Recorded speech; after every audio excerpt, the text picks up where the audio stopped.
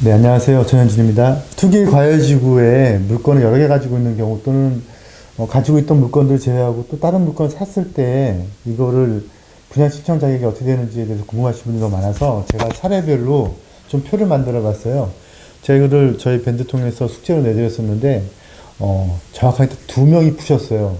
근데 뭐 많이 풀고 적고의 문제보다 직접 이렇게 해보시고 나서 그 다음에 질문 주시는 게 아마 더 도움이 되실 거예요. 제가 알려드리는 거를 무조건 이렇게 배우신다는 개념보다는 직접 머리 써보시면서 이게 이렇게 돌아가는구나 라는 거를 이렇게 한번 따져보시면 그 다음부터 이제 알려드리는 건 좀 많이 들어오게 되실 거예요. 사례를 한번 볼게요. 여러 개 물건 A, B를 가지고 있는 경우인데 이때 그 물건들이 입법이 이제 파리 대책 이후에 그 다음에 이제 입법이 돼서 2017년 10월 24일에 됐죠. 그 날짜가 공포일이고 그 날짜가 시행이래요. 전 투기과열지구 지역이 되었고 2018년 1월에 이제 A라는 물건이 있고 B라는 물건이 있는 건데 이 사례는 어떤 사례냐면요. 이런 거죠. 이 노란 선이 지금 투기과열지구예요. 그러니까 지금 이 법 시행일 날짜 이전에 벌써 투기과열지구 지정이 된 거죠.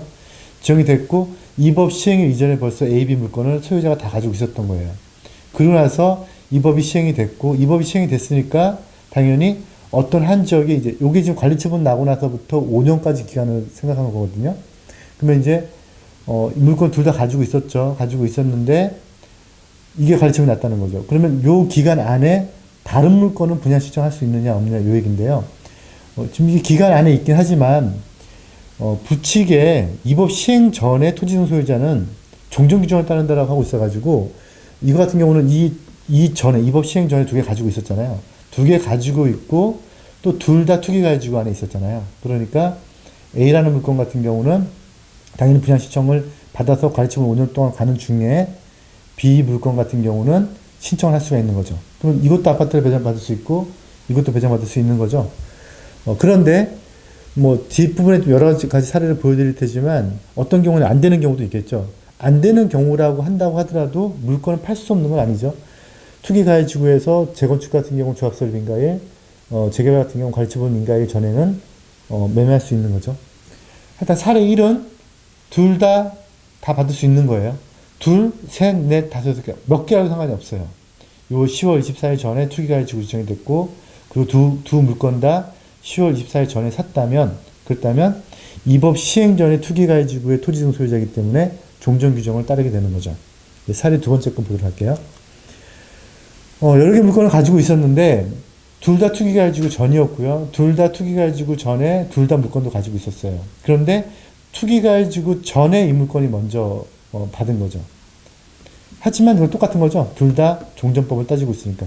아까 거랑 큰 차이가 없게 돼요. 세 번째 거 한번 볼게요. 물건 A는 투기가해지구 전부터 소유하고 있었는데 물건 B 같은 경우가 투기가해지구 전에 입법 시행 전부터 소유하고 있었는데요. 물건 B 같은 경우가 투기가해지구 안에 포함되어 있으면서 입법 시행 이후에 매입을 한 거죠.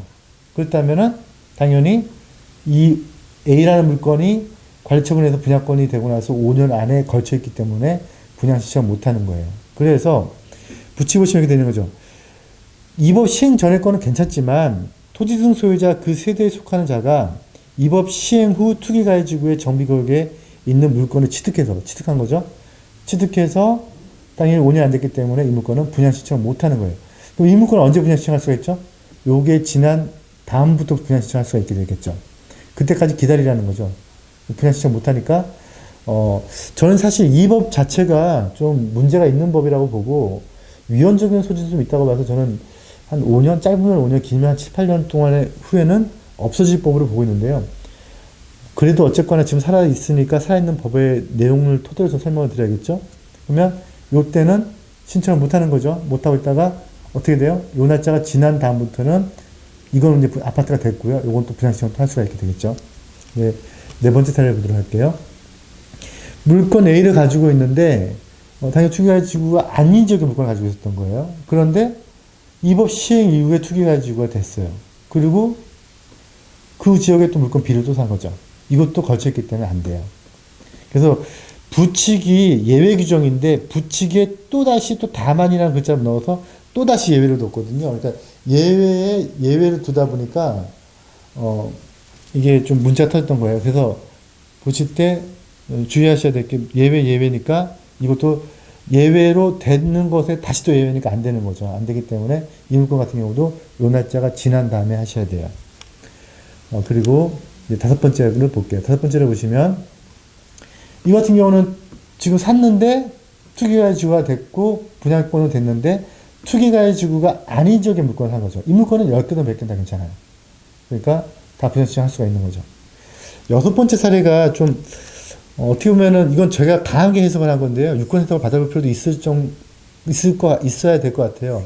약간 좀 애매하긴 한데 저는 어쨌거나 지금 법에 있는 내용 그대로 저는 해석을 했거든요. 그 내용 보면 이 물건 가지고 받았는데 이 물건 산 건 투기 가지고 아닌 지역의 물건을 샀는데 나중에 투기 가지고 돼버린 거예요.